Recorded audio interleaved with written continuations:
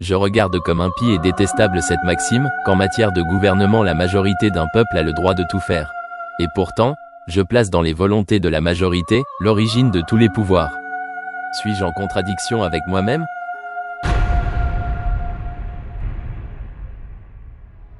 Si cette vidéo a pu parvenir jusqu'à vous, c'est en partie grâce au soutien de Cérès Atelier. L'histoire est quelque chose qui me passionne, un domaine de la pensée que j'apprécie au plus haut point. Et l'histoire, ce sont aussi de beaux objets, souvent issus de l'artisanat. Et en France, nous ne manquons pas de talent pour allier les trois. Ainsi, Johan, fondateur de Cérès Atelier, propose toute une panoplie de bijoux pour hommes ou pour femmes, fabriqués avec le plus grand soin à partir de pièces de monnaie historiques de France et même d'ailleurs. Chevalières, anneaux, pendentifs en argent et même en or. Johan saura répondre à vos demandes, aussi n'hésitez pas à le contacter à travers les liens en description de la vidéo. Partenaire de la chaîne, vous pouvez bénéficier de 15% de réduction sur l'ensemble de ces produits avec le code EG15 lors de votre commande. Pour vous, ou bien pour faire plaisir à un ou une passionnée, découvrez les merveilles de Cérès Atelier.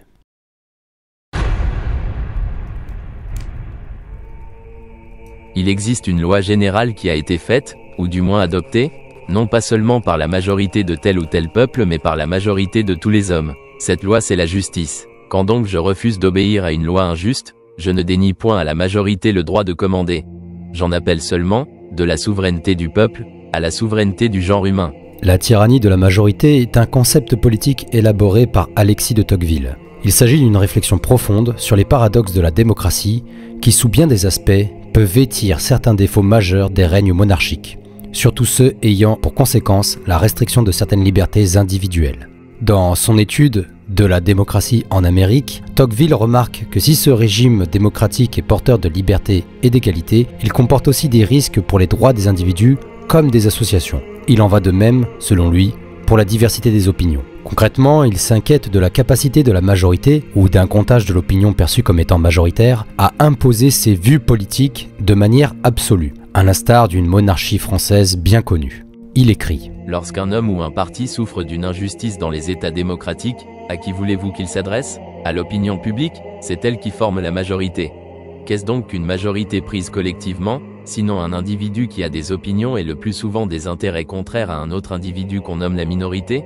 Or, si vous admettez qu'un homme revêtu de la toute-puissance peut en abuser contre ses adversaires, pourquoi n'admettez-vous pas la même chose pour une majorité ? Les hommes, en se réunissant, ont-ils changé de caractère ? Sont-ils devenus plus patients dans les obstacles en devenant plus forts ?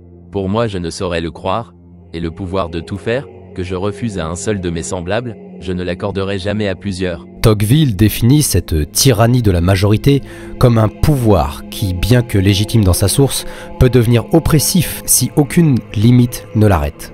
Dans une démocratie, explique-t-il, le peuple, détenteur de la souveraineté, est tenté de ne voir que ses intérêts immédiats et d'imposer sa volonté à tous, écrasant ainsi les voix dissidentes.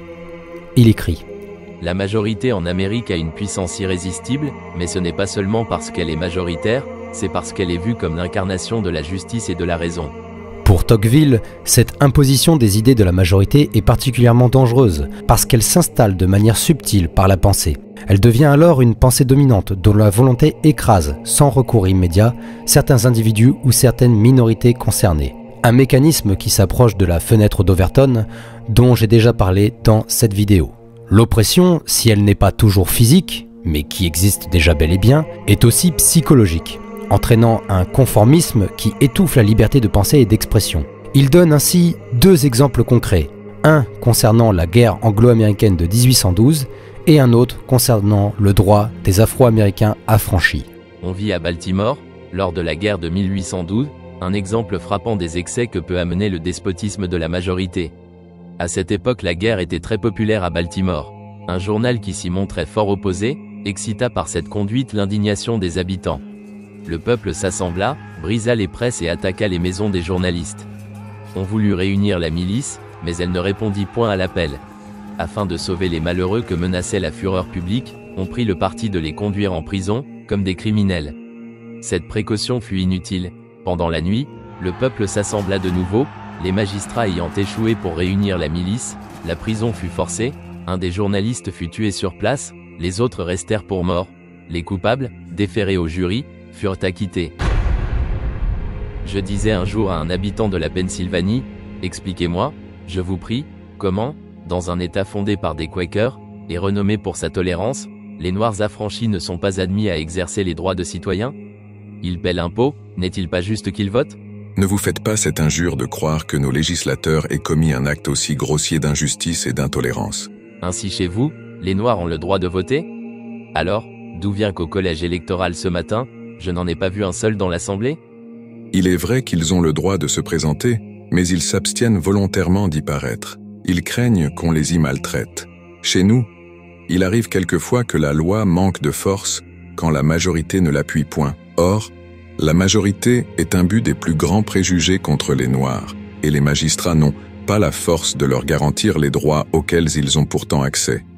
Ainsi, dans La tyrannie de la majorité, Tocqueville invite ses lecteurs à réfléchir à des mécanismes de contre-pouvoir pour protéger les libertés individuelles face aux abus potentiels du pouvoir majoritaire. Il peut s'agir de la presse, d'associations de défense des citoyens, de l'éducation populaire ou encore de milices. Mais comme nous venons de le voir, ces moyens peuvent être abattus par une pensée dominante au sein d'une population, toute démocratique soit-elle. Tocqueville approfondit une autre forme de dérive du régime politique états-unien, le despotisme démocratique. Ce concept, qu'il élabore dans son étude de la démocratie en Amérique, décrit un système où le pouvoir devient extrêmement centralisé, absorbant les citoyens dans une bureaucratie bienveillante mais autoritaire, au détriment de leur autonomie et de leur liberté d'influer sur le système politique. Le principe de ce despotisme repose sur ce que l'on peut nommer un paternalisme étatique, qui, sous couvert de garantir l'égalité et le bien-être des citoyens, les infantilise et les rend dépendants de la structure étatique. Il écrit : Le pouvoir, tous les jours plus absolu, plus minutieux, plus prévoyant, plus doux, réduit enfin chaque nation à n'être qu'un troupeau d'animaux timides et industrieux, dont le gouvernement est le berger. Ce modèle de société, bien qu'apparemment protecteur, installe en fait une passivité chez les individus qui se déchargent de leurs responsabilités sur l'État, perdant ainsi l'habitude de la participation civique et de la prise de décision personnelle et collective. Les causes de ce despotisme sont multiples. Tocqueville identifie d'abord la quête incessante d'égalité, qui conduit les citoyens à abandonner volontairement certaines libertés pour que l'État garantisse une sécurité et une égalité de conditions. La montée de la bureaucratie en est un autre facteur clé. L'administration accapare toutes les fonctions sociales et les responsabilités, éloignant de fait les citoyens de la prise de décision et de la gestion de leurs propres affaires. Ce que Max Weber appelait l'idéal type de domination rationnelle, et dont je parle également dans cette vidéo. En résulte, selon Tocqueville, un isolement des citoyens les uns des autres, une fragmentation de la société, où chacun se replie sur ses intérêts privés, laissant l'État gérer la totalité des affaires communes. Tocqueville met ainsi en garde contre un modèle de démocratie qui, sans vigilance et contre-pouvoir, pourrait dégénérer en une tyrannie douce, dans laquelle le confort et la sécurité sont obtenus au prix de la liberté individuelle et de la participation citoyenne à l'organisation de la cité. En regroupant les idées de Tocqueville sur la tyrannie de la majorité et le despotisme démocratique, on comprend son avertissement. La démocratie, bien qu'elle soit le régime le plus apte à promouvoir la liberté et l'égalité, porte en elle des risques de dérive vers des formes insidieuses de domination. D'une part, la tyrannie de la majorité menace la diversité des opinions et les droits des minorités en imposant la volonté du plus grand nombre, au risque de faire taire les voix dissidentes. Ce conformisme, intellectuel et moral, risque d'étouffer la créativité et l'autonomie de pensée, engendrant une société rigide et peu ouverte au débat. D'autre part, le despotisme démocratique représente une menace plus subtile, dans lequel un État omniprésent et protecteur finit par soumettre les citoyens à une douce servitude. En cherchant toujours plus d'égalité et de sécurité, les individus deviennent dépendants d'un pouvoir centralisé, perdant leur capacité à gérer leurs propres affaires et à agir de manière autonome. Dans cette société paternaliste, la liberté réelle est peu à peu troquée contre un confort et une sécurité qui mènent à l'isolement et à l'apathie civique. Pour Tocqueville, ces deux dérives appellent donc à une vigilance constante des individus et à des mécanismes de contre-pouvoir pour maintenir l'équilibre démocratique. Ce qu'aujourd'hui l'auteur politologue Farid Zakaria qualifie d'illibéralisme. Le discours que les dirigeants illibéraux vont tenir, c'est qu'en fait les contre-pouvoirs qui existent en démocratie, donc qui vous garantissent vos libertés et vos droits, en fait en réalité ils font obstacle à la volonté du peuple réel et véritable. Le libéralisme, l'état de droit en réalité, est battu désormais par ce qu'on appellerait aujourd'hui des mouvements populistes, c'est-à-dire qui passe par-dessus toutes les médiations juridiques, passe par-dessus la société civile pour s'adresser directement, le dirigeant s'adresse directement au peuple. Et ce discours sur l'état de droit comme obstacle à la volonté populaire, c'est profondément illibéral. C'est pour ça que certains parlent de la France comme d'un pays illibéral. Mine de rien, nous sommes en train d'évoluer de la démocratie libérale à la démocratie illibérale, qui est celle pratiquée par quelqu'un comme Viktor Orban. Vous pensez qu'on y est? Non, mais je pense que nous sommes dans cette dérive-là. Vous pensez qu'on est en train de basculer vers une démocratie illibérale? Citer les Républicains, il y a chez les Républicains un certain nombre de grands admirateurs de Viktor Orban.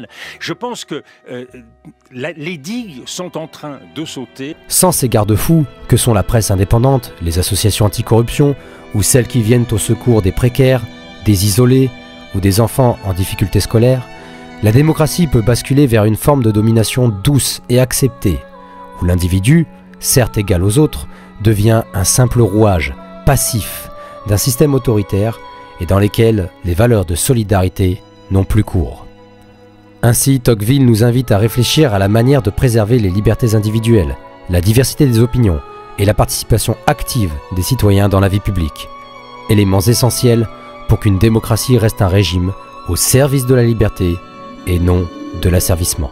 En plus de ces œuvres majeures, voici quelques ouvrages pour explorer davantage la vie et la pensée d'Alexis de Tocqueville. Les plus marxistes d'entre vous noteront peut-être l'absence de point de vue économique, d'organisation de la production ou de conditions matérielles d'existence, du moins dans ce résumé. C'est un fait. Tocqueville écrivit ses œuvres 12 ans avant l'avènement des idées de Marx et Engels, et même s'ils furent contemporains, ils n'ont sans doute pas fréquenté les mêmes milieux, pour ce que j'en sais, à cet instant précis. Néanmoins, comme vous aimez comprendre les mécanismes du pouvoir et l'organisation des sociétés, Alexis de Tocqueville, comme bien d'autres, est un nom qui doit être présent dans vos recherches, dans vos lectures et dans votre bibliothèque. Cet auteur vous guidera à travers votre périple dans le monde du savoir, comme Virgile guida Dante dans les cercles infernaux. Bonne lecture et à bientôt.